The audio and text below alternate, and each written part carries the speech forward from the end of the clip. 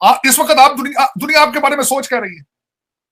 आज मुझे शॉक हुआ एक आर्टिकल पढ़ के कि आपके ऊपर इतना ज्यादा प्रेशर है। जब आईएमएफ के सामने आप आए हैं, आईएमएफ आपको जलीलो ख्वार कर रहा है, मिन्नतें तरले हो रहे हैं। अमेरिका के साथ एक और कंडीशन भी है, भारत के साथ अपने रिलेशनशिप ठीक करो। और उसके लिए आप कहते घुटनों के बल होके ताशकंद में अगले हफ्ते बिलावल भुट्टो साहब डॉक्टर जयशंकर से मिलने की कोशिश कर रहे हैं। समरकंद में सितंबर में दूसरी मीटिंग अपनी जो है वो अरेंज करने की कोशिश की जा रही है। और अमेरिका आपको कह रहा है कि भारत के साथ रिलेशनशिप ठीक करो, भारत की टर्म्स पर, अमेरिका और भारत की टर्म्स पर, पाकिस्तान की टर्म्स पर नहीं। वन साइडेड टॉक शुरू करो, वन साइडेड चीजें ठीक करो। और आप करेंगे क्योंकि आपकी मजबूरी है, क्योंकि लूटमार खराबी इतनी हो चुकी है। आप बिल्कुल, मैंने आपको कहा है कि अगर जिस रवश पे आप चल रहे हैं, कुछ दिनों की मार है कि लोग प्रेसिडेंसी के स्विमिंग पूल में नहा रहे होंगे, और कुछ दिनों की रवश है कि वो कौमी असेंबली के स्विमिंग पूल में नहा रहे होंगे, जिस तरह कोलंबो में हुआ था। और आपकी एक पार्टी और एक आपका मजहबी पेशवा चाहता है कि श्रीलंका बने। ये अफसोस की बात है। ये this was my opening statement, this was my analysis regarding this. ये सारी चीजें मैंने इसको सोल्यूशन बताने की कोशिश की है। पाकिस्तान को एक अबूरी हुकूमत की जरूरत है, एएसएपी बेसिस पे, जो टेक्नोक्रेट पे जो आए, जिनके लोग बाकिरदार हों, जिन लोगों के रैकेट सामने मौजूद हों और उनकी एक्सपर्टीज हो। इस तरह ना हो कि मैट्रिक फेल आप मिनिस्टर ऑफ एजुकेशन बना दें आप।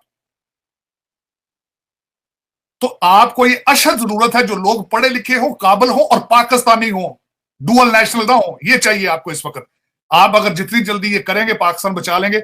वरना आपके एसेट भी फार सेल है, पाकिस्तान भी फार सेल है, आपकी फॉरेन पॉलिसी तो वैसे खत्म हो चुकी है। आपको वैसे सबसे बड़ा मशवरा मैं दूंगा अपने फॉरेन ऑफिस को कि चंद मुल्कों के अंदर अपनी एम्बेसियां रख के दूसरी बंद कर दें, क्योंकि आपकी एम्बेसियां शनाख्ती कार्ड और पासपोर्ट बनाने से भी कसर है। उनको तो पता ही नहीं फॉरेन पॉलिसी क्या चीज होती है। और फॉरेन पॉलिसी है क्या पाकिस्तान की? फॉरेन पॉलिसी की चीजें तब होती हैं जब आप उनके साथ आप रिलेशनशिप रखने के काबिल हो, कोई ट्रेड करने के काबिल हो। ना आप किसी के साथ रिलेशनशिप रखने के काबिल हैं, ट्रेड करने के लिए आपके पास स्वाइप करप्शन के, फ्रॉड के और डबल गेमों के अलावा तीसरी चीज ही कोई नहीं। आप क्या आप सोचे जरा, पिछले 30 साल में आप क्या एक्सपोर्ट कर रहे थे? सोचना चाहिए, लिस्ट में बैठ के बनाओ। तो ये ट्रेड मिनिस्टर इतना खर्चा बंद करो जो डॉलरों में कर रहे हो। क्या फायदा है इसका? या परफॉर्मेंस बताओ, टास्क बताओ इन एम्बेसियों वालों को, ये क्या कर रहे हैं, इनकी डिप्लोमेसी क्या? आपकी जब फॉरेन पॉलिसी को नहीं तो डिप्लोमेसी की किस चीज की जरूरत है आपको? लेकिन ये कि अब आपको पाकिस्तानी बनना पड़ेगा पाकिस्तान को बचाने के लिए। ये फॉरेन के जो लौंडे लपाड़े हैं, इनसे मिन्नतें करो, इनको कहो यार अपने घरों में जाओ, शिकागो, लंदन वंदन, अपने घरों में जहां बच्चे तुम्हारे बैठे वहां जाओ यार, छोड़ दो इसको, हमें अपने हालत पे छोड़ दो। स्टेट एसेट्स जो हैं, जो हमारी हुकूमत की कंपनियां थी, जिसमें हमारे लोग मुलाजम थे, वो स्टेट एसेट जो है वो यूएई को बेच रहे हैं। तो आप क्या समझ रहे हैं कि ये तो फिर हम बहुत करीब है डिफॉल्ट। 6 एक्ट जो है उनको बाईपास किया है। और इस यही आर्डिनेंस ही हमें यहां तक लेकर आए हैं। यहां मैं मेंशन करना चाहूंगा, आरफ अलवी साहब भी आर्डिनेंस फैक्ट्री में काम करते थे। अब मैं इसमें दूसरी जो सबसे बड़ा जो मैंने इसको तफसील के साथ पढ़ा, मैं अभी बल्कि वो 6 एक्ट जो है वो भी आपको बताता हूं जिनको बाईपास किया गया है।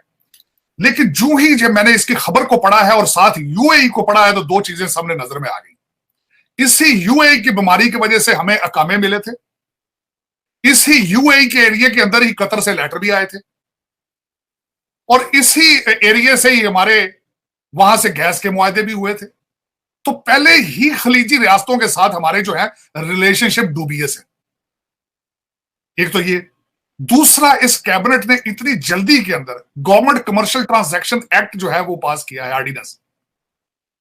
जिन चीजों को इन्होंने बाईपास किया है, रेगुलेटरी चेक्स को बाईपास किया है, 6 किस्म के, companies act of 2017, number 2 privatization commission ordinance 2000, और उसके बाद public private partnership authority act 2017 उसको बाईपास किया। सिक्योरिटी एक्सचेंज कमीशन एक्ट 1997 उसको बाईपास किया। सिक्योरिटीज एक्ट 2015 उसको बाईपास किया।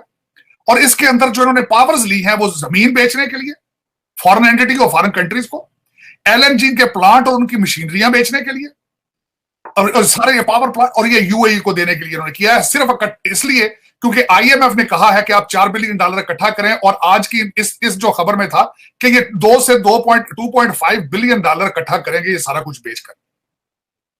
आईएमएफ ने कहा है कि अगर आप $4 बिलियन अपने दोस्त ममालिक से लाएंगे तो हम 1.7 बिलियन आपको देंगे। रुपया 8.3% अपनी डिवैल्यू हो चुका है। इमरान खान साहब ने इस खबर के बाद, इस ऑर्डिनेंस के बाद अपने ट्वीट में यह कहा है कि ये चोर 30 साल से लूट रहे हैं, इन चोरों को इजाजत नहीं देनी चाहिए। शहबाज शरीफ साहब ने उसमें रिएक्शन में कहा है कि इमरान खान अपनी याददाश्त खो चुका है और इसको यह नहीं याद कि इंटरनेशनल ट्रांसपेरेंसी एक्ट रिपोर्ट के अंदर सबसे ज्यादा करप्शन इसके दौर में हुई थी। मेरी नजर में अब मैं 5 सवाल है जो मैं उनको पूछना चाहता हूं अपनी रूलिंग एलीट से, क्योंकि अवाम हमारी को तो उन्होंने बेवकूफ बना दिया, बिल्कुल उनको समझ नहीं आ रही हमने राइट जाना है, लेफ्ट जाना है, कहां जाना है, हमने प्रेसिडेंसी के स्विमिंग पूल में जाके नहाना है या हमने प्राइम मिनिस्टर हाउस के स्विमिंग पूल में जाके नहा के तस्वीरें CNN पे लगवानी है। अब बिल्कुल पाकिस्तानी अवाम को इस वक्त कुछ पता नहीं चला। मेरे 5 सवाल हैं रूलिंग एलीट से। क्या ये इमरान खान प्रोजेक्ट नंबर 2 है? क्या ये 18वीं तरमीम को खत्म करने के लिए ड्रामा रचाया जा रहा है? क्या पाकिस्तान में सदारती निजाम लाने के लिए ये ड्रामा किया जा रहा है?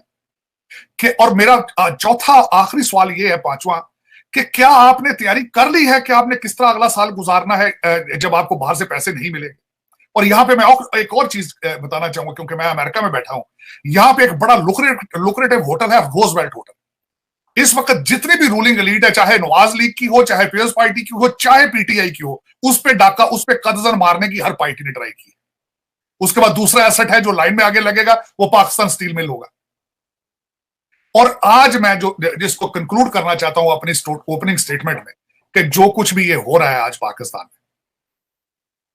मुझे आज एक बात बिल्कुल जो मैं एक फिक्रा इरफान कादर जो वकील हैं उन्होंने बिल्कुल आज सारा कुछ उन्होंने कहा, या तो फिर अपने फैसले को, जज साहबान अपने पिछले फैसले को या तो उससे नकारी हो तो ये आज फैसला दें। आज शॉर्ट टर्म में जो 2 सोल्यूशन नजर आ रहे हैं, एक तो फुल बेंच इसकी एक हियरिंग होनी चाहिए, नंबर 1। दूसरा, इस वक्त वो आपके अब्बासी साहब ने स्टेटमेंट दे दी है कि सॉफ्ट इंटरवीन जो है वो होगा, उस पर अबूरी हुकूमत बनेगी और अक्टूबर में इलेक्शन होगा।